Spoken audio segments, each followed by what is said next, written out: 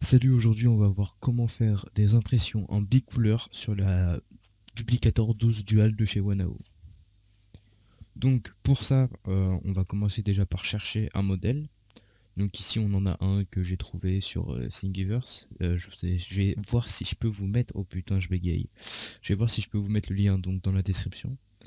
Donc c'est un modèle où on voit que du coup on a le salamèche d'une couleur et son ventre, ses pattes et le bout de sa queue d'une autre.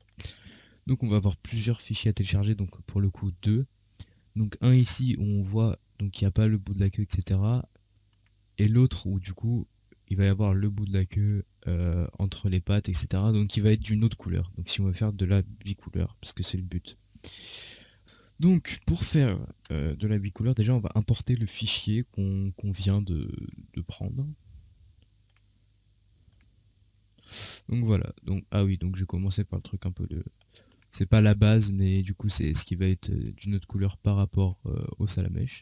Donc là du coup j'ai le profil Cura de ma duplicator.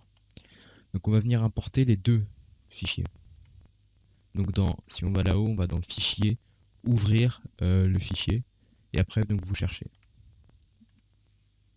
J'ai importé deux fois le même, je suis un peu con.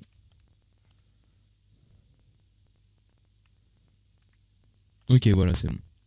Donc, une fois qu'on a nos deux petits fichiers, donc déjà on va mettre notre... oula, oula, oula. On va mettre notre imprimante en mode dual, parce que du coup il y a un mode mono et un mode dual. Donc on va la mettre en mode dual. Donc ici moi j'ai changé la couleur pour que ce soit juste un peu plus visuel, mais en soi vous n'avez pas forcément besoin de le faire. Mais c'est juste pour que ce soit un peu plus visuel, j'ai préféré changer les couleurs. Donc là on peut voir qu'on a donc notre gros salamèche et ici donc les détails qui vont être d'une autre couleur. Donc imaginons que bon, le salamèche on ne va pas y toucher, on va toucher au deuxième truc de couleur et on va ici cliquer sur le 2. Ce qui va permettre, ouais donc là on voit qu'il y a un gros rond qui va apparaître ici.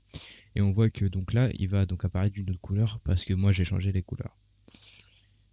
Donc après ce qu'on va faire, une fois qu'on a donc nos trucs, donc un qui est mis sur Extruder 2 et un sur Extruder 1, on va faire CTRL A pour sélectionner nos deux pièces, faire un clic gauche, un clic droit, merde je suis con, je sais pas ma droite et ma gauche, et on va faire fusionner les modèles. Et voilà, comme par magie, c'est incroyable, on a fusionné les modèles et du coup, bah voilà, c'est nickel. Une fois qu'on a ça, alors ce que je vous conseille c'est de pas mettre votre pièce ici parce que on aura donc le gros rond ici qui est la tour de purge. Qu'est-ce que c'est la tour de purge? C'est-à-dire que en tout cas sur la Wanao, sur la D12, il va y avoir donc une tête qui va chier du fil.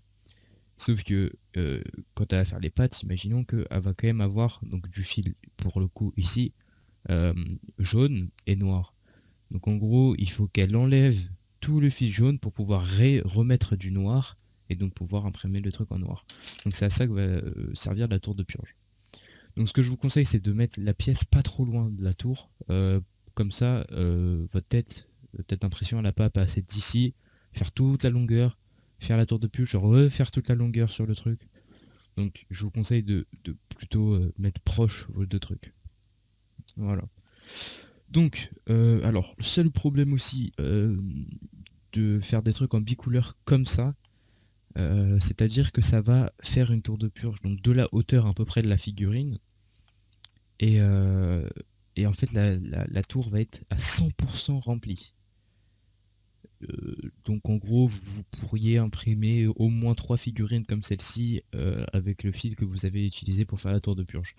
Après, ça fait quand même quelque chose de sympa, donc à voir. Donc, niveau réglage, bon après on a du coup les qualités de couche, c'est du 2 mm, donc c'est une qualité pas incroyable, vous pouvez changer. Donc tout ça, je vous laisse le choix de changer parce que, bon voilà, remplissage pareil, matériaux, ça dépend de votre filament, vitesse, c'est pareil.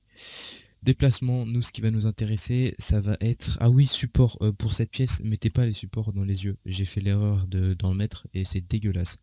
Donc mettez pas les supports dans les yeux, il y en a archi pas besoin. Adhérence au plateau, ouais, vous pouvez mettre une jupe, mais bon ça sert pas à grand chose. Donc là on va aller dans le double extrusion du coup. Double extrusion, donc on va activer la tour d'amorçage, donc c'est ce qu'il va y avoir ici.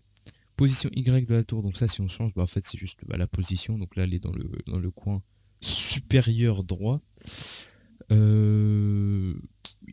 vrai il n'y a pas grand chose à dire de plus que ça, hein. En soi, une fois que la tour elle est amorcée et tout ça,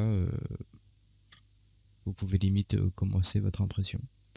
Donc je vais passer sur la partie réelle, je vais filmer avec un téléphone éclaté, donc la qualité va être nulle à chier, mais au moins vous allez pouvoir voir à peu près ce que ça donne. Et donc après plusieurs heures d'impression, voilà ce que ça donne. Donc on a ici notre salle à mèche qui est juste là. Donc du coup je vous avais dit de pas mettre des supports dans les yeux sinon ça va faire ça et c'est pas ouf. Mais du coup on voit que ça s'est plutôt bien imprimé. Euh, donc on voit bien la différence de couleur. Donc il y a des petits bugs hein, comme on voit. Après c'est peut-être à la faute de mes réglages, j'aurais peut-être dû faire des trucs un peu plus précis, etc. Donc on voit un salle à mèche et on voit à côté la tour de purge. Donc ça c'est la tour de purge. Elle est ultra lourde par rapport au salle à mèche. Elle est vraiment, elle est vraiment très massive. Donc ça fait, donc c'est une tour qui est remplie donc à 100%. Et ici donc on a un salle à mèche donc qui fait exactement la même hauteur. Donc j'avais pas exactement les couleurs pour refaire un salle à mèche, du coup j'ai pris du gris. Mais voilà ce que ça donne. Donc c'est assez sympa, mais ça use beaucoup de fils. Voilà. Bon bah voilà, j'espère que cette vidéo vous aura plu, je suis au direct du montage, je viens de voir que j'avais pas fait une petite phrase d'outro. Et bah nickel, n'hésitez pas à vous abonner, etc. Et voilà, c'est tout, j'espère que vos réglages vont bien marcher. Et voilà.